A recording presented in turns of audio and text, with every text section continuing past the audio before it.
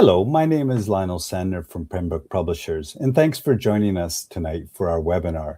Just before we get started, I would like to say that together we are representing communities from across Canada, and I invite you to reflect on the territory from which you're joining us today as I acknowledge the traditional land where Pembroke Publishers office is located in Toronto, Ontario. Pembroke Publishers office is situated upon the traditional territories and ancestral lands of the Mississaugas of the Anishinaabe, the Haudenosaunee Confederacy, and the Wendat. We recognize the significant contributions of Indigenous peoples and seek a new relationship with First Nations, Métis, and Inuit peoples. Their enduring presence continues to enrich the vibrancy of all our communities.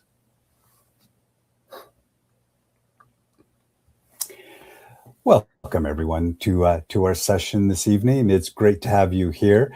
I'm very excited to have one of Pembroke's, got to be careful with my next word here, Larry, experienced and established authors. And every time that we meet, whether it's virtual from our different places in the country or face-to-face, I always enjoy our time together, the chat before we start, but also listening to you and learning from you. So for those of you that haven't heard Larry speak before, he is explored literature-based learning with students and teachers for more than 40 years in North America, England, New Zealand, and China. As a classroom teacher, consultant, and instructor with OISE University of Toronto, he has inspired colleagues and children alike to appreciate great books and learn in new and exciting ways. And for those of you like me who have seen Larry present, you know that inspiration comes from the passion he has for books, for all kinds of books, the support he gives to authors, and the stories that he tells with, to, and among kids is just phenomenal to watch him in action. So he's a popular speaker and a workshop leader whose books for teachers include Stop the Hate, For Goodness Sake, Teaching Tough Topics, Better Reading Now, Right to Read, and the classic drama themes. And of course, today he's here to talk about his new book, Yes, Genre Makes a Difference. So Larry, on behalf of the group, welcome. It's great to have you here, and I'll pass it over to you. Thank you. And I'll let you set up the slideshow. And I'm actually very excited about this webinar. I'm excited about this book. It came out a few weeks ago, and I did a workshop in one of the districts, and it was a full-day workshop. But now I get to condense it into a short time, and we are on screen. But my goal is to just give you an overview of what the book, the potential of the book and the goal of the book and how it can be used. But also we're going to look at literature and literacy and what your part is in that, in helping students grow as readers. And from the chat room, we have people from Aurora, and we have somebody from Mississauga, somebody from outside Calgary, and my friend Ron Benson, who identifies himself as Toronto. That's great. And we have a few other people, I'm sure, from around the region. So the book is, as I say, I've got some slides. If anybody knows me, you'll get some book titles. And the only other thing I want to say as a way of introduction, there's going to be a touch of interactive work on this workshop, because that's how I work. But again, it's on screen, so you never have to speak at it or be embarrassed. But it's just things to think about, and these are things that you may do with your students, but also to get you thinking about your own connection to the world of genre and the world of literature. So a bit of interactive literacy. You might need a piece of paper and a pencil or something to write with, very low key. And at one point, we may ask for some chat responses just to build in some kind of discussion. But you'll never be speaking out publicly. I love that aspect of it, but it's just not going to work tonight. But we do want to hear what you're thinking. And actually, if questions do emerge during the session, please put them in the chat room, and we will leave time. Lionel I'd like to bring closure by finding any questions that did emerge from our session. The first sentence, or the first two sentences in my book, it says that when I die, or I think my tombstone's going to read, "Good books matter." And on the other side, it's going to say, read anything good lately? So when my legacy is going to have you thinking about read anything good lately. But it's just who I've been about. I'm about promoting the love of literature with students, whether it's young people in the classroom, the 25 years I was in the classroom in the Peel District, my student teachers, and of course in workshop situations and conferences. And so I am about books and where we are in 2026 about promoting the love of reading, engaging students with comprehension. That's always been my goal, and it certainly underlies the foundation of yes, genre makes a difference. So good books matter, and let's think about that. So, by the way, my email is on there, and also some of you are familiar. I do have a website. Once a month, I post recommendations of readings of things that I've been reading in my own life. And the last one I think was Grown Up Reads, some short stories and essays and scripts. And the next one was about picture books. So you can dip in at any time. It's free. And if you just want to see what Larry's been reading and recommending, Dr. Larry Recommends.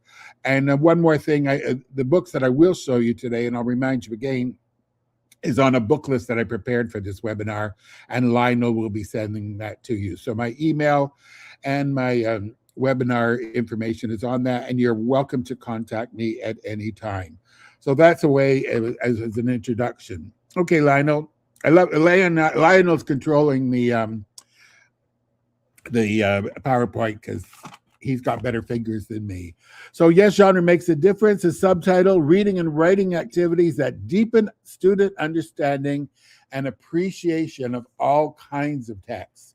That's where genre comes in, all kinds of text. So there's the cover, which I'm rather fond of. And thank you, John, for designing that. Next. Here's a quote. My friend, Regie Beltman, we become friends online. But her book, The Heart Center Teacher, she's been an expert and an advocate for literacy for many years. She's at the top of her field. And her most recent book, The Heart Center Teacher, really spoke to me. And I sent her a message saying how it really inspired me to think about my own journey as a reading and writing teacher. And she sent me a lovely note. So the quote that I took from her book, you can't make a grapefruit tart you can't make a fruit tart from a second-rate fruit, just as you can't teach reading without first-rate literature. So Regie is a baker and she loves to make tarts, and that was a sentence that emerges in her book, The Heart Center Teacher. And I really like it because you need some really quality literature. Let's think about what we mean by first-rate literature and how we can use it and how it does make a difference. So thank you, Regie, for that. Next, an activity. So here's something that's one of the reproducibles in my book, and this is low-key. As I say, you don't have to speak out, but here's something you might do with your students, and we're going to do it for 2 minutes in this webinar. I called it my genre bookshelf, and I want you, as a minds-on activity for this little session, to think about reading in your own life. What are some books that have been particularly important to you? What is your desert island read? And since we are looking at genres, do you have picture book titles? Do you have professional titles? What is the best novel that you've read? Maybe a novel for kids and or a novel that is important to you as an adult. Of course, poetry belongs there. Many people read nonfiction. You might have magazines in there as well. So think for a moment, and if you were going to fill in these 10 book covers, or see how many you can do in the next 90 seconds or so, just jot down some books that were important to you. You can do it on that piece of paper that you have in front of you on your screen, or just think about your genre bookshelf. I'll give you about 90 seconds or so.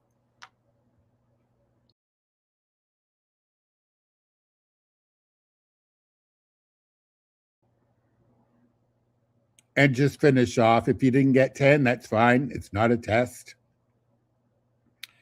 And you might think of others as we continue. And if anybody put down drama themes, they get bonus points for this session. Drama themes was number 1 on my list. So what I do with the students, or in my workshop I have teachers or or have the audience think about the books of their lives. Do you have more fiction than nonfiction? Do you have any poetry there? Are you looking at this list as the role of a teacher? Are you thinking maybe you have 8 picture books because you've been teaching young grades, or maybe they are books that have informed you as an educator? Of course, I could tighten this list. Let's just do picture books. Let's just do some professional reads that you would share. And I'm going to skip ahead, obviously, for timing. But what I have the students do is think about 3 books that were important to them, and just put a little check mark about the 3 out of the 10. And sometimes they only write 6, but given more time. So just think about what are the 3 books that were important to you, and maybe put a check mark. This is where I miss the interactive, looking at your lists and doing a little bit of turn and talk. But what I would like to do before we move on is put an asterisk beside one book that's sort of your desert island book. One book that really is important to you. Maybe it's professional. Maybe it's a book that you read aloud every year to your students. Maybe it's a Pembroke title. Maybe it is poetry. Or maybe it's a favorite author that you have there. We might have Harry Potter in some of your lists. You know what, Lionel? Let's make this a chat room. Everybody, if you can, even if you didn't write it down, put in your favorite book that's been important to you, sort of your desert island read. Let's see some titles that we have on a Thursday evening. I'll give you about 40 seconds if anybody chooses to put that in. Let's see what we've got. Ron, I wonder what your favorite is.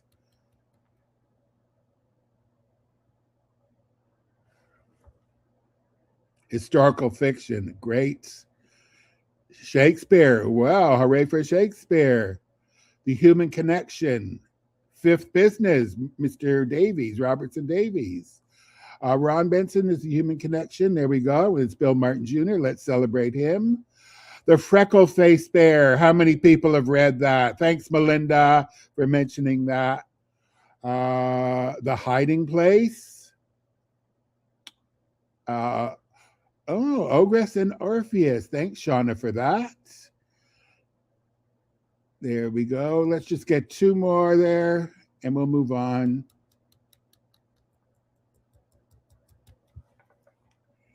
Interesting choices, and most of them come from the world. I love Melinda's got The Freckle-Faced Bear. Haven't read that one, Melinda, but that's a great choice. And of course, I'd love to hear your reasons for that. She's a Lamb, psychological book. There we go. So even if you didn't put it in, think about this. And here's an activity you can do with the kids. Have them bring in their favorites. My colleague, way before we taught a family grouping. I taught grade 3, 4, 5. He taught grade 1, 2, 3. And this was before we sent email to parents. He sent a postcard to all the kids in his 1, 2, 3 class. And he asked them to bring in their favorite picture book that they've read, and maybe they own the book, maybe it was a gift to them, maybe it comes from the library. And so he had a reading program for the first, of course, the kids didn't do it all the 23 kids didn't do it all on the first day, but he collected the kids' favorites. And what a great thing to look at the library in your class that are kids' favorites. And if you have an older class, they can be buddies with a younger class if they're picture books. But it's a great way for kids to think about reading in their lives. And then we can talk about why the book was important. And I extend this activity, or I offer the extension. Why is this book important? How did you get the book? Was it assigned to you? Did you choose it at a library? Was it the first book you read? And again, just getting people to think about the choices and what would you tell others about this book. So my genre bookshelf is the way to start this and think about genres. My list includes, and I went over 10, I just can't help it. But drama themes is number 1. Lucy Calkins' Living Between the Lines absolutely was a whack on the side of my head. Round Trip and Would You Rather were the first 2 picture books I workshopped. And Harris Burdick is just a reliable one to use. Novels, how could I not put Terabithia here? How could I not put Maniac McGee? How could I not put something by Kate DiCamillo? I have the Miraculous Journey of Edward Tulane. And for adult books, I'm very fond of A Fine Balance. Harold Fry is another book by Rachel Joyce that's very important to me. And I could do this by authors because I'm very, very fond of, well, Elizabeth Strout. I read any of her books. And if you need her new book that just came out last week, it knocked me out. It just punched me in the heart. She is a writer and a storyteller. And so that's her new book, Elizabeth Strout. It'll be on my list, I believe, as well. I read John Boyne's book, and I also like David Sedaris by authors, for adult authors. So there's a little bit of Larry's, but I think if you had to choose one, I don't know why, I don't only have to rationalize or defend my taste, but Catcher in the Rye has always been one of my go-to books. And I like books with that kind of voice in it. Let's move on and get thinking about genres. And as we look at some other titles, here's something I'd like you to do in the chat room. This is one thing I hope we can get full, just one sentence answer. What is something you do well to help your students grow as readers? There's a hard question, and hard questions are always good questions, but not always. But what is something you do well to help your students grow as readers? Let's see some chat responses. Okay, thank you for those who participated. There's a commonality to a few of the responses. Of course, the read aloud experience, which I'll highlight as we go on today. There isn't a book about teaching literacy that doesn't talk about the read aloud experience. And of course, I'll talk about that. And it's not just the read aloud experience, it's the interactive read aloud experience that I want to highlight with a slide. I love that a couple of you talked about choice. And I think that's a big influence for kids reading. And I know that I used to ask my students at the end of when they did their self-evaluation, how did you grow as a reader? What helped you grow as a reader in Mr. Swartz's class? And for sure, they said that they had choice. So choice really matters, but of course it balances out by a structure thing. Mr. Swartz is, we're going to do books about bullying, or we're going to do books about kindness, or we're going to do books that help us look at war and peace. Do they have a choice in that? But within that, they can have their choices. Even with somebody talked about literature circles. How do they have choice in the book they choose? So choice and read alouds. And I love the terminology of targeted intervention. So thanks for that one. I think it's Marlia.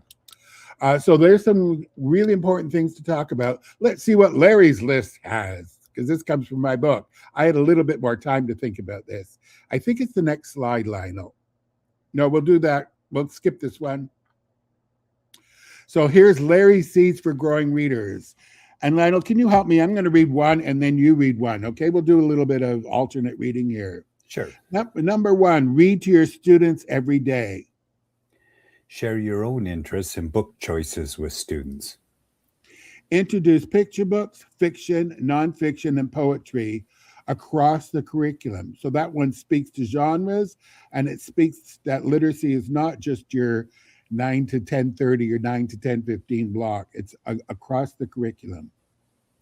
And like many people in the chat, give students some choice in their reading. Right. And I think I put the word some there intentionally. The more choice you can give them and options is the better. Give students some choice in the responses to reading. So what did they do with their reading? When I went to school, it was answer the questions at the end of the chapter, or maybe design a new book cover. So we didn't have much choice. And now with the range of media, talk responses, literature circles being one, certainly looking at the range of writing that the kids can do. And that's something that I've offered in my books. The range of responses, and not forgetting artistic responses. So how do they have choice, or do we all have to do the same book report? Let's talk about that next. Read to write and write to read. Sounds like a good title of a book. So my book, Write to Read, but why I put that there, I think it's the reading-writing connection. Invite students to talk to others, including you, about their reading. And that was my thesis work, if anybody wants to hear about my thesis, but I was really interested in oral interaction and building community. So who are the kids talking to? Do they talk to the partner beside them, turn and talk? Do they have groups, and is it structured as in literature circles? What happens when we're meeting on the rug and we're having class discussions? So I think the talk is an immediate kind of response. So with any of the titles that you listed a few minutes ago, it would be great to have you turn and talk and share your responses and ask questions about it. Lionel, you get the next one. Encourage readers to share their stories and connections to what they've read. The best response for me is the best response to a story is to tell another story. So we never know what's wandering inside their heads when they read a book, or certainly when we do those interactive read alouds. But I want to encourage those connections and stories, and that's when I know the book has done its job. So stories and connections really matter. Teach deeply on an author or a genre study, and that or a theme. So how do you? I always organize my classroom on themes, and many times that came from the curriculum. Medieval society comes from, as an example. And of course, in the science curriculum, I think at nearly every grade, they look at animals. So that's an opportunity for the genres to help me teach the theme. And Lionel, you get the last one. Sure. Read to your students every day. Repeating things. There's a few repeats in this little webinar, but it matters. And I think I don't have to expose the meaning for the people who are attending today. And if we could just go back one slide. I've been cleaning out my office. I was forced to move my office from the 10th floor to the 11th floor. And I have a collection of about 2,000 pieces of children's literature. It was quite the job. And I just gave many away, and I'm just sorting through the last few boxes. And I came across the most important book. And here I am going back 30 years, 40 years, to Margaret Wise Brown's brilliant, brilliant book, The Most Important Thing About Blank Is. And I wanted Lionel to go back to this slide, because have you had this, and like revisit it, go into your library and get that book out, because it's a perfect, perfect way to do nonfiction reading or nonfiction writing and poetry, because you've got a poetry pattern. What I was going to have you do, I think we've accomplished that though, the most important thing about reading is, so that would be some of your goals of reading. And then we could list 3 other things.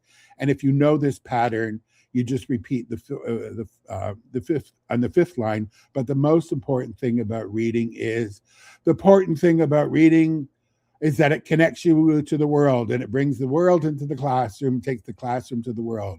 So there's one that I share with my students. But even having 3 bullet points, or with older grades, older bullet points. So let's not forget that. I'll give you another example before we leave today. So I revisited that when I found that book, and it's really, really useful. There's nothing wrong with oldies but goodies. So we'll skip that, Lionel. And we got 2. I want to talk about genres now. I'll just let you, because I've been talking a bit, I'll let you people read this slide if you can see it there. Why genres? Here are some things that genre studies can do. I've since revisited this slide, and I bulleted or highlighted or bolded some significant words. So I think if we look at genres, it gives a way to organize your literacy program. And it also, when you're teaching curriculum, whether you're teaching medieval, or you're teaching about fish, or you're teaching about any kind of theme. If we're looking at bullying, I always use bullying as an example. So different curriculum areas, whether it's the body and when you're doing health, we can look for, and that's how I always taught. I've always taught, I relied on literature. So my themes is I start gathering books that are going to help me explore the theme. And then I want poetry that does that. I remember when I had a student teacher in my class, we were doing bats. I read aloud a novel about bats. And so we looked at bat poems, and we looked at bat picture books. There were many. That's just an example of a topic, and it helps across the curriculum. And we want kids to look at the same genre so they can develop their own tastes and strengths. And as we said earlier, and I believe in it strongly, genre provides a meaningful context for the reading, and significantly to it, a meaningful context for their writing. So the books serve as anchor texts or models. My friend Adrian Gere calls them the anchor texts. And that's how a significant book can do that, a significant genre, so that they can apply it to their own writing as well. So there's a couple of lists in the book about why genres. Next. I asked some kids what makes a difference, and this one grade 5 girl, here's when a book makes a difference. A book only makes a difference if it is read. Something to think about. Okay, and I have a pile of books staring at me, and I'm trying to get through my bookshelf, but I'll get through them, and some I will toss aside, but it only makes a difference if it is read. You might not enjoy it, you might not talk about it, you might not write a book report about it, but if it is read and what it means to you. So thanks, Amanda, for that. Next.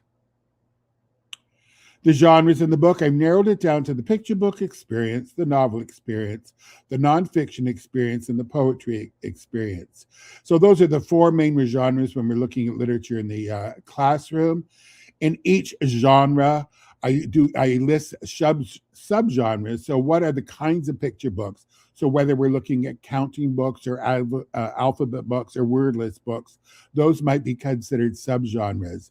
The novels, whether we're looking at fantasy, science fiction, realistic fiction, humor books, graphic novels, that is another way to look at it. And graphic novels is not a genre, it's a formatting thing. Nonfiction, many of the kids in their lives, the most reading they will do is nonfiction. And a lot of nonfiction in our classroom comes from, of course, picture books, but text and information that they're going to gather. So I do talk about nonfiction and how they do it online as well. And poetry, I've written a book called Classroom Events Through Poetry. Adrian Gere has a beautiful book about poetry as well, and how poetry is taught and how do you teach poetry. Is it just today we're going to do haiku and tomorrow we're going to do rhyming poetry, or is it something they experience all year round? So this one tended to be, before the book was edited, the longest chapter in the book, but I narrowed it down because it's an interesting one to do, and I've had some great experience with poetry, and when I share a book with you, I'll talk about that. And at the end of the book, or I'll call it the afterword or final thoughts, I talk about the human experience. Those of you who know me, I choose my books from teaching tough topics. Most of the literature that I choose these days for sharing with students and adults is multicultural literature and looking at tough topics. If you know my book, Teaching Tough Topics, where we look at topics like cultural diversity, the indigenous cultures, looking at the Holocaust, looking at mental challenges, looking at the death, loss, and remembrance, bullying. So those are I talk about the human experience. And in this section, I get to talk about censorship as well. And when you bring them all together, I call that a multi-genre approach. So all those books, and I have some book lists that look at diversity, equity, and inclusion. And that appears as a finale or an afterword to the book in the final chapter. Next. The features of the book, very briefly, I explain the genre. I talk about subgenre, their activities, and in truth, there are over 200 activities in this book. Some of them are just suggestions, some are elaborately instructed, but it's a pick and choose book. So when you're working with a genre, what is something you might do? Oh, I need to do more dramas. The book will help you do that. Or I need something that I can do with the whole class after they've read a picture book. So I do have lots of activities throughout the book, looking at all the range of responses. I do provide model lessons with things that I've worked with in the classroom with, and I provide teaching tips throughout. There's about 20 reproducible masters. I showed you 2 earlier today already. And my favorite thing, a list of suggested titles. So that's always my favorite part of writing these books for Pembroke, is I get to talk about literature. And so in each genre, I have recommended titles, even for the diversity and equity inclusion. So it was a challenge to narrow them down to those lists. But because I was able to tighten them, of course, I wanted some recent publications mostly, and I was very considerate of Canadian publications as well. So those are the features of the book, just so you know how the book works. Next. Okay, This was the hardest thing for me to do for this webinar, is I had to put together some slides of favorite books. So bear with me, because these are the ones I chose for today. I could do a whole webinar on picture books, and certainly a whole webinar on poetry and any of the genres. But I chose a few of my favorites that are sitting here that I want to talk to you about. And you are getting a book list, as I mentioned. So if there's something that speaks to you, then go for it. The future book, if you need to laugh with your kids, Mac Barnett, he is amazing. I have another book by Mac Barnett late in the future slide, but this is the future book. He starts by, I've got the book in front of me. He says, every other book you've read was written in the past. This book is written in the future. So he starts off by saying, in the future, things are different. The sun is called the moon, and the moon is called the sun. Morning is called night, and night is called morning. Bananas are called apples, and apples, there's no word for apples. We don't have apples in the future.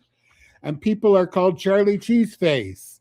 And he gets sillier. Cows are called mooing life forms, and cats are called meowing life forms. So it's a very funny book with great illustrations by Sean Harris. And then here's where you get the kids laughing out loud for sure. Every time someone sneezes in the future, we say, forgive me, Susan. We don't say gesundheit. We say, forgive me, Susan. And we never say goodbye. We say, you smell like a baby. So they either get it or they don't, because humor is a funny thing. But if you need to laugh with your kids and have them write about the future, there's Mac Barnett. Next. Larry, Marcia just asked if it's possible, and if there's a grade range, that would be great, just to get a sense. Sometimes you get it the way you explain it, you can tell. But I love that question. I never put a grade level, because I did this with grade 8, so they laughed aloud. I did it in kindergarten, they laughed out loud. So my books, generally there's some audience for them, particularly when we move into novels. It is a great question. But one thing the only thing I do, and certainly in the novels and even in the picture books, I have sections for older readers, because some of the content is appropriate. But that's a great question. But something like picture books is sort of versatile for other grades. And I'll highlight that as we go through some of these. Big is just giving me, if I had to have one book when I go into a classroom, this book is just giving me total when the first book first came out, I was in a school and I went to from kindergarten to grade 5 to read Big about a girl who's teased because of her size. But there's many other issues in this book. It won the Caldecott Award by Vashti Harrison. If you haven't used picture books, Big will be a winner for you, about belonging and about teasing and bullying and acceptance. So many issues in this book. Next. I think this book is for older readers, grades 4 to 8 in particular. I think this book is going to win an award at the end of the year. I just acquired it last week. The book is called Barbed Wire Between Us by Mia Wenjin. And you can see the barbed wire, and I can't do justice. I really need to read the book aloud to you, but it's a circular story. So the first half of the book takes place in a Japanese internment camp, and they talk about their experience. We came with only what we could carry. Our family was separated. The nights were cold. So I'm just reading some statements for you. And then when you get to the middle, it's called a circular book. The sentences are repeated, and we're in a contemporary camp with a barbed wire. We were free to go. Where darkness is light will shine. From behind barbed wire, new life will begin. So those are repeat sentences. It's a stunning book with lots to talk about, lots to think about. And I think that's going to win some awards. And I'm going next week to share it with the class, because I just got it and I want to know their thoughts as well. Next. SOS Water. This book, I'm on a committee for the best picture book, best Canadian picture book. I hope you can see this if you look up close, that the water is made out of plastic bottles. I have no hesitation in recommending SOS Water by Yayo. As I say, the Marilyn Bailey Picture Book Prize, I'm on a committee, and it was unanimous. We didn't even have to have a large discussion. we immediately voted for SOS Water, where this sailor tries to find a home for the goldfish, who's not happy living in a goldfish bowl. And he goes across the world, and everywhere, there's plastic bottles. So much to think about with this book and environmental issues. SOS Water. I'm not sure if you can see the beautiful Count the Bottles on the front cover, and there's a full page spread inside. SOS Water. Next. Oh dear, what you got? Now, I'm very, very fond. Oh, Larry, I get excited about so many books, but I'm really passionate about Michael Rosen these days. I've always read his books. He's one of the first British poets that I was introduced to when I was teaching.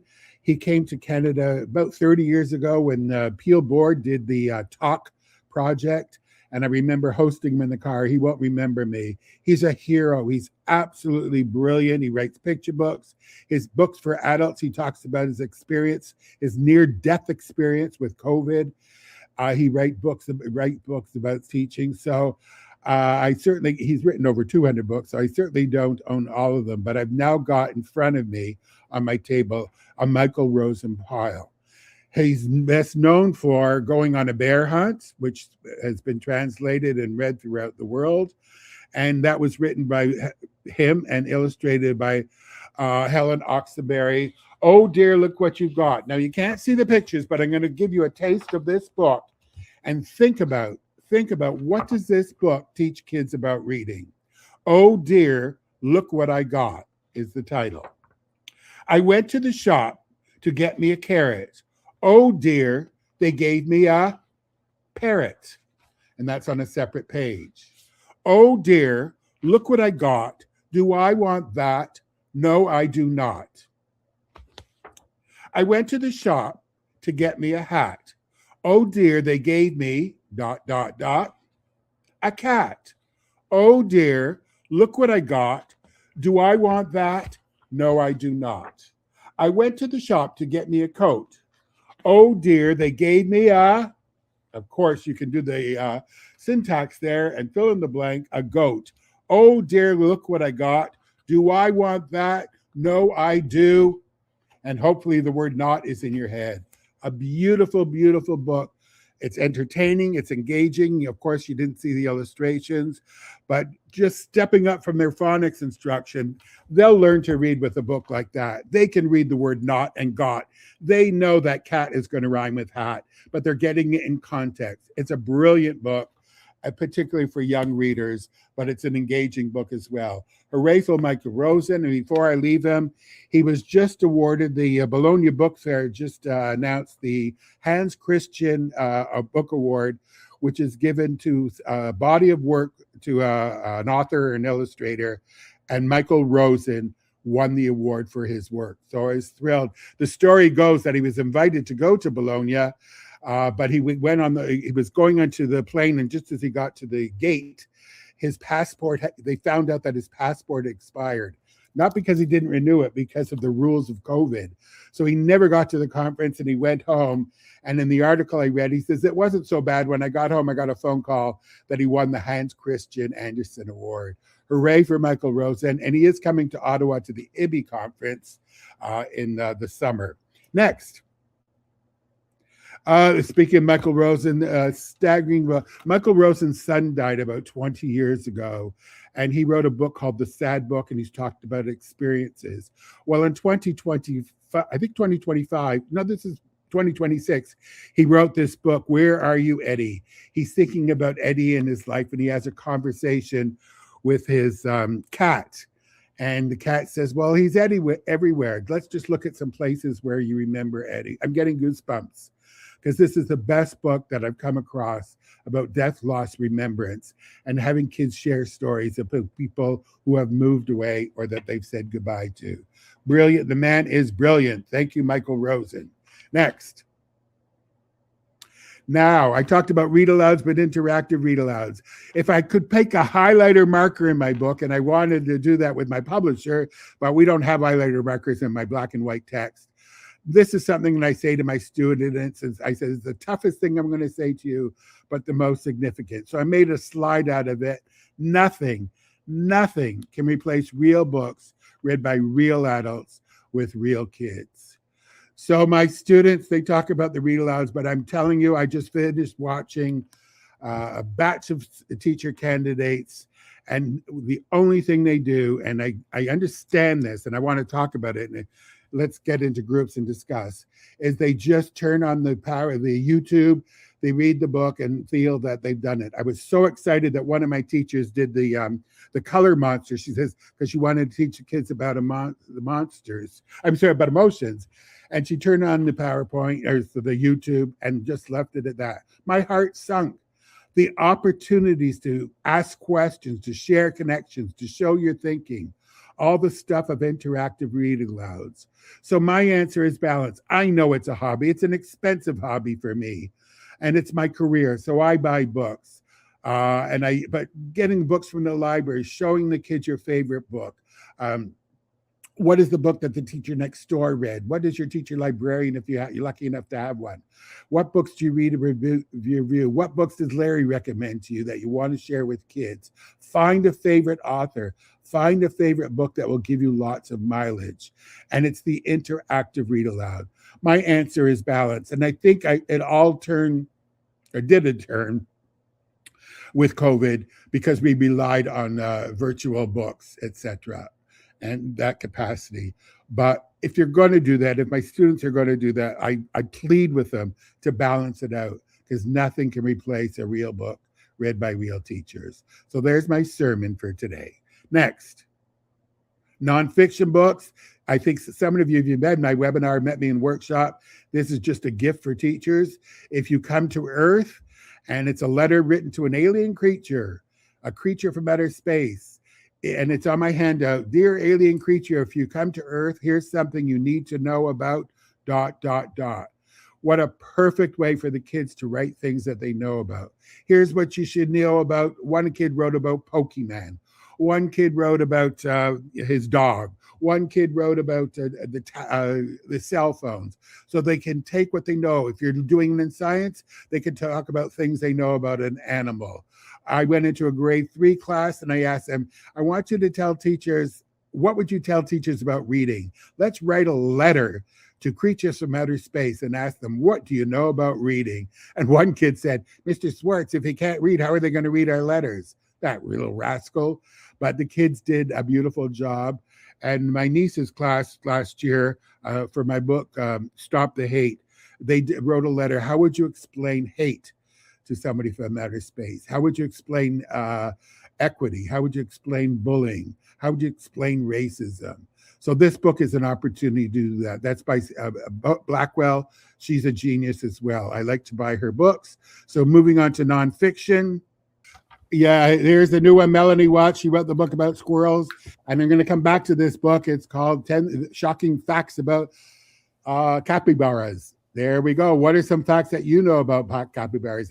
And the amazing fact she saves for the end of the book, that this animal eats their own poop. How to get the interest of kids. But the kids know things about that, or they can research things about that. Or how about writing 10 facts that they know about any animal? The Story Hunter, I was given this book as a gift, Barbara Reed's newest book. She's just a genius. And her plasticine art and her story that takes us into the cave times is brilliant. And another book that I just acquired looks at a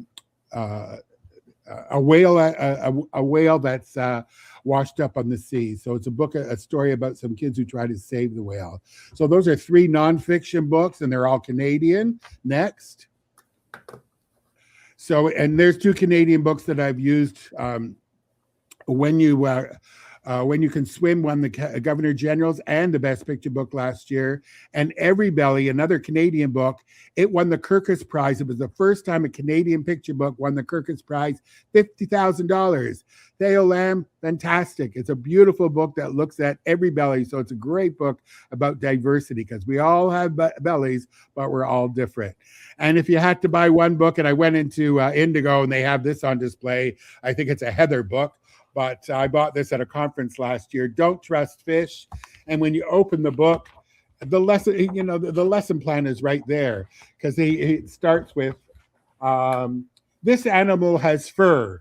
This animal is warm-blooded. This animal feeds her babies milk. This animal is a mammal. So, what are 3 facts that you know about mammals? What are 3 facts that you know about reptiles? This animal is cold blooded. This animal has dry, scaly skin. This animal has legs with beautiful illustrations. And then he moves into birds. But then the book goes into fish. This is a fish. Maybe I can show the illustration. I hope you can see it. This is a fish. You really needed to see that picture. Don't trust fish. And he goes, some fish live in water, some live in fresh water, some live in salt water, some have lungs, some have gills. And then it goes into this absurd story where the fish is attacking. This is a gift for teachers because I think you can have kids write things that they know. And my exposure to this was a grade 3-4 classroom. I spent a morning with them and we had a great time. Let me show you what we did with it. Next slide. I asked them, it's the KWL model, but I gave them orange sticky notes. What are some things that we know about fish? And we put them on the board. Some of them were falling down there, but you can see the orange. Then the second one, which were green stickers. What are some things that you want to find out? So the KW, what are some questions you have about fish? And then the pink stickers, which took us into the inquiry. What are some facts that you've learned about fish?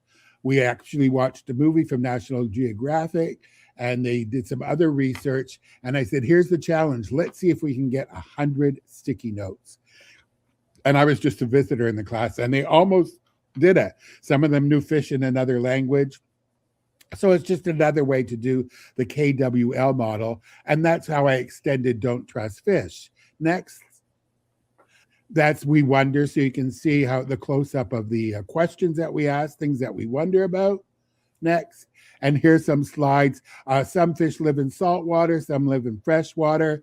Some fish sleep with their eyes closed. One of the questions the kids ask is, how do you make caviar? Where does this kid on grade 3 ask that question? I don't know. And some fish are food. That's good because fish are food. So there's some examples of their sticky notes as well. So we moved that. I spent some time with them. And then the next part of this, and I actually have a little unit if anybody's interested. They did I put them in pairs and they had to do 10 facts about a fish. So they each had to select a fish from a slip of paper. So what are 10 facts that you know about salmon? What are 10 facts that you know about any fish, a trout? What are 10 facts that you know about eels? And they had to list 10 facts through their research and things that they know. So that was another way to extend it. And that's where that capybara is one. It's why there's 10 facts that you know there. So I'm always looking for connections. And so the kids did the list. I never, unfortunately, the teacher was away for a week, so I never got to pick them up, but I'm visiting her next week. But here's the kids' favorite activity. And here's a digression. I went on the internet and I got jokes and riddles about fish. And they each were given a joke and riddle, or a riddle, and they had to illustrate it. I'd love to show you the illustrations, but here's their favorite riddles. Lionel. Okay. Oh, no, I'll come back to this slide in a minute. No. What do you call a fish with no eyes? There's your phonics lesson. Fish with no eyes. Get it? What do you call a fish with 10 eyes? Fish. See the 10 eyes? Always making connections. And jokes and riddles are great because they either get it or they don't. It's a great comprehension one. But the kids, I had 25 riddles. The kids had great fun of them. What did the magician say to the fisherman? The magician to the fisherman. Pick a card, any card. Get it? And this one, I laugh out loud every time, and I'm going to do it right now. See, I can't get through this without reading it. What do you call a fish with no legs? A fish. Get it? A fish. Whoa, that's my sense of humor. Let's go back, Lionel. So with the 10 facts, that's why I repeated the important book. The kids had to take their 10 facts and do the most important thing. So this is the, Lionel, can you read that one for me there? The most important thing? The most important thing about a piranha is that it is the most aggressive fish in the world. They are found in freshwater rivers and lakes in the Amazon. They have sharp interlocking teeth. Most piranha are omnivorous. They eat fish as well as plants. But the most important thing about a piranha is that it is the most aggressive fish in the world. There's a lesson for you tomorrow. Have the kids talk about the things that they know about. And that's the most important book revisited for nonfiction. And just moving along quickly then, Lionel, novels here. David A. Robertson is a hero. Some of you might know the Barren Grounds. I'm very fond of the Kodiaks. This is about an indigenous young man who lived in he moved to Winnipeg, and he's a star hockey player, and he wants to get on a team. So as it turns out, it's anti-Indigenous racism. He hears some slurs, and he was never used to that in the community that he lived in before. And David Robertson knows how to describe a hockey game. So he's a great hero for literature. He's written, his adult books are amazing. He's done picture books that have won awards. I'm fond of the Kodiaks, particularly for not being sexist here, for boys who are interested in hockey and need to move them into novels. But it's also that theme of racism that interested me. Next.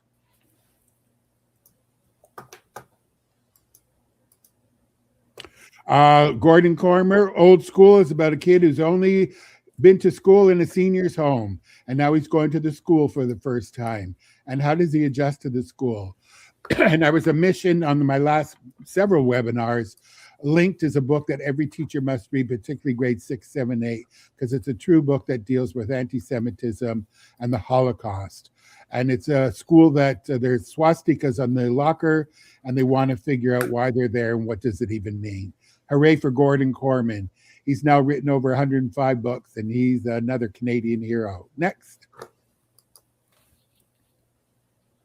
Oh, Pocket Bear. If you're looking for a read aloud for your grade 3 to 6, Catherine Applegate, again, another star. I love her books a lot. I think Wish Tree should be read to every class as well.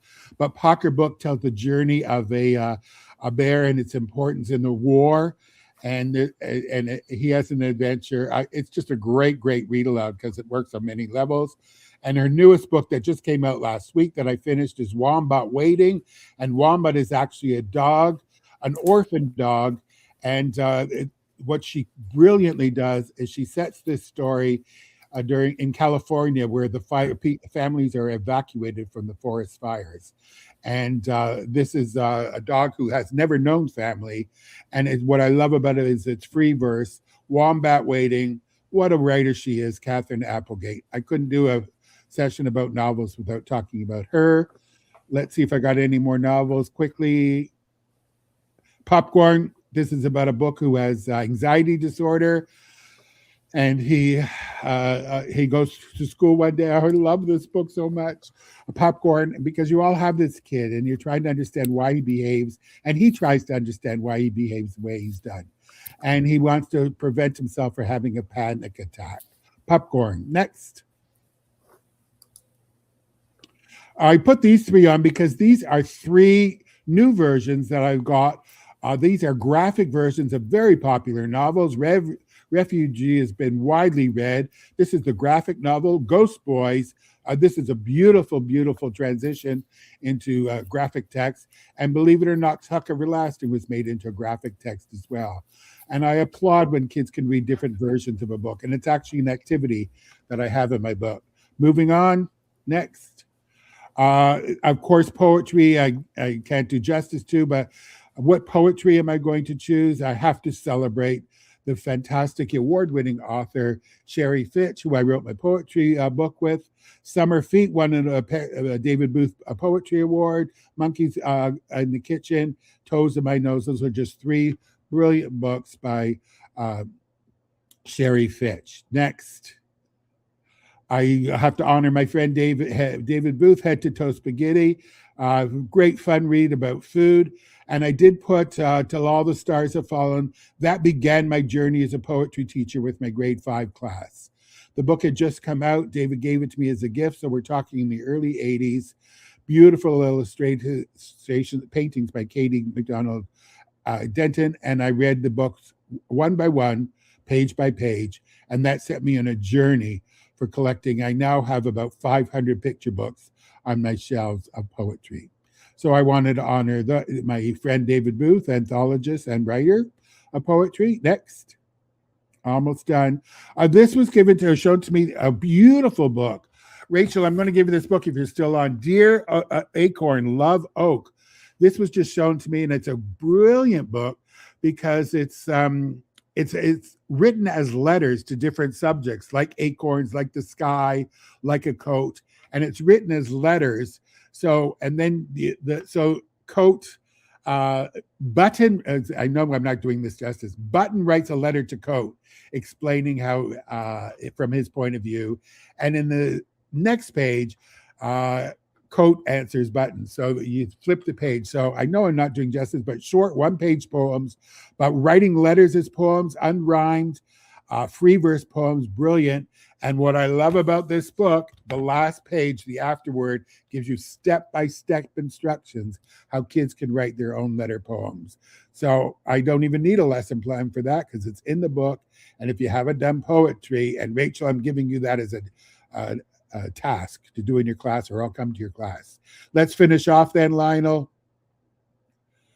Here's some strategies. Thinking stems, and again, I've been demonstrating these, but out of the 150, thinking stems are always used. What did you like about the book? Or what did the book remind you of? And always ask, I wonder. Become a book reviewer, having the kids do 5-star ratings. That's a reproducible, where the kids give ratings about books and you give them criteria. It's a great way for the kids to look at criteria for judging a book. Oral narratives is the best response to a story, because when the kids tell stories, hey, that reminds me of the time I went swimming, or that reminds me of the time that I went fishing. When they tell those stories, or let me tell you about the time my goldfish died, or my nephew died. And that's when they read the book that Michael Rosen did. When they make those text-to-text connections and choose to share their stories, you got powerful learning happening. Perspective writing comes from my world of drama. My very, very, very best book report is when the kids become a character in the novel that they've read, or story that they've read, and they write from that character's point of view. And in my book, there's the book Restart by Gordon Corman, we used by a grade 6 girl who did a brilliant job, who happens to be my niece, just so you'll know that. The picture book contest is where we choose our favorite books. A 10-sentence book report, so different than when I went to school, but I have a handout there, 10 sentences. What did you like about this book? What is the setting of the book? Identify the characters of the book. Transform. I like this activity, transforming a text. I was in a grade 6 class and they transformed the book Wonder into free verse novel. And then another junior class transformed Home of the Brave into graphic novels. So transforming text is a strong activity where they look closely at the text. 10 ways to explore nonfiction books. It's a great handout there. Choral dramatization is a great way for reading aloud. One of my favorite poetry activities to lift the words off the page. And Sherry Fitch offers 10 tips for writing poetry. So there's a sample of some strategies. Lionel, I think we're almost done there. If you can just, okay. This is a book that I read last week by Mac Barnett. He talks about the power of storytelling and the importance of reading aloud. He's ambassador for children's literature in the United States. He's written many, many books. He's written with John Clausen, and Make Believe talks about the power of stories with kids. Here's a quote that I did next. Every story is a secret door, an invitation to imagine another world, and by believing so, to make it real. That's one quote from this short book called Make Believe. Another book, I digress a little bit with this book. Lionel, the next one. You got to read this book. James Patterson, he's written over 200 books. Last year, he wrote a book about booksellers. This one, he talks about teachers. So his research with Matt Eversman is he had teachers from across America, kindergarten teachers, private school teachers, high school teachers, and they talked about their experiences. And surprise, surprise, teaching is tough. But they always talk about the rewards of teaching, the stories that they tell about individual students that they worked with. Some teachers chose to do that. really help us think about our own role of teachers. It is a tough job, folks. You didn't need a webinar for me to tell you, but this gives you some heart and inspiration to be passionate. And the key word that I just wrote about that was underlined, I kept turning down pages, and the word that the repeated word that many of the teachers talked about was relationships. So these are new teachers who are finding out what it's about. They're veteran teachers who are deciding whether to retire or not. Thank You, Teachers by James Patterson. Next. Here's some statements. Lionel, do you mind reading those out for me? Here's some statements, if you don't mind, Lionel. You bet. There are no bad students, just students who need to learn differently. Experience and passion make a good teacher, not testing. There's no such thing as a kid who hates reading. There are kids who love reading and kids who are reading the wrong books. I like that one. If it could be just us and our kids, it would be the best job in the world. Amen to that. If we could just have our kids, no recess duty and no administration. So those are 4 that I chose. I kept turning down the pages, but any one of these, get into groups and discuss. There's no such thing as a kid who hates reading. I don't know about that. How about passion, not testing? Amen to that as well. So those are 4 that I chose. And I do have the last few slides that Lionel will do quickly. I found this on a bulletin board when I was in a school in the spring. Take a look. It's in a book. We are writers. And these are our impressions from writing. I love that bulletin board because it was a grade 1 class who did statements from books that spoke to them. Take a look. We are in a book. We are writers. Next. Why children's books matter. I'm sorry, I'm going to ask you to read this one. This is I've been collecting many articles recently, certainly talking about SOR, an article that just came my way, talked about how young kids, this was frightening to me, come to school and they don't know how to turn the pages of a book because they've only been exposed to tablets. So I've been collecting these articles that interest me. There's lots about the impact of SOR, but this one is Why Children's Book Matters. Penelope Lively wrote this. I've just been chatting a lot. So Lionel, can you read this out for me? And I'll read it. Children who read are read to do better at school. Actually, I don't care about them doing better at school, though others will. What I care about is the climate of the mind, the leap into suggestions of good and bad, of moral imperatives, of social possibilities, of other worlds.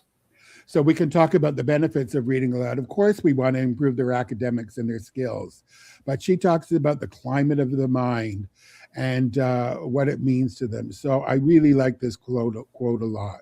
We're down to the last few. Lionel, I think I repeated this one. You can't make a grapefruit tart from a second-rate fruit. So just as you can't teach reading well without first-rate literature. Heard that before? Worth repeating. Next. This comes from my book. This book is intended to be a guide for teachers to lead their students to want to read, read, read. So it's just a guide. It's a handbook. It's a dipping book, encouraging to help kids to read, read, read.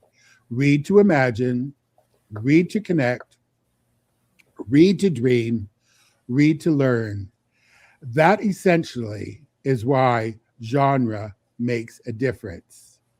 That essentially is why genre makes a difference. And the last slide, Lionel, and so do you. So thanks for listening to Larry chat about books today, help you think about reading and what you might do. And in 20 years, when I ask the kids what are their favorite books, maybe it's one that you've shared with kids. And I hope I gave you a taste. You will get a bibliography with all the books that I mentioned today on it. And again, if you have any questions, you're welcome to email me. I think the last slide just shows you that information, Lionel. Those are the other books. Let's not go back one. Teaching Tough Topics, Right to Read, Better Reading Now, or some other Larry books that talk about reading. But the newest one, Pembroke Publishers, is, yes, genre makes a difference. So we didn't have time for questions, but we did a lot, didn't we? Lionel, thank you. You are a hero, Lionel. We covered a lot of territory, Larry, including a broken mouse. So, yeah. Shauna, I know didn't get to your question, but Larry did cover some areas of poetry, and I'm sure if you reach out to him, he'll be more than glad to help you a little bit more and give you some more suggestions. Larry, I'll give you the last word in a moment here. Just a couple housekeeping pieces. One, I've released the book list, so you should have that on your screen. You just have to click on it, and you'll be able to download it. Also, because we're at the end, we're happy to offer you an offer for $5 off your next purchase at Pembroke Publishers. And if you click the Take Me There button, that should take you right to Larry's page, and so you know where to access that as well. So on behalf of everyone, Larry, before you close us out, just thank you so much for this hour and 10 minutes. No one left. Everyone was here, and we enjoy your enthusiasm, passion for books. I think everyone on here is a big believer in books. I have notes here about wanting to talk about videos and books, and we just never got to it, but next time. So thank you on behalf of everyone, and I'll let you close this out here. I just want to thank everybody. Just reading, Ron, thanks for your, what motivated me. I'll go back to my first sentence. Till I die, I'm going to be passionate about sharing good books with teachers, because I'm always interested in what's happening in the world. And that's a whole other topic. I address it in the final chapters of my book, is that the reading is we can look at all the reasons, but reading for pleasure, I think it's 40%. The statistically tells us that we're going downhill, certainly with older students as well.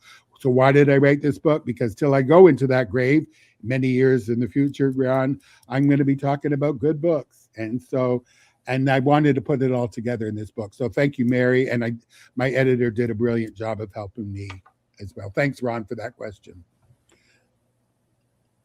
Teresa, thank you. Thank you. Thank you for your thank yous. And Lionel, thank you. Couldn't have done it without you. You were doing all the work, Larry. I was just pressing buttons. So have a good evening, everyone, and we'll see you next time. Thanks for joining us. Take care.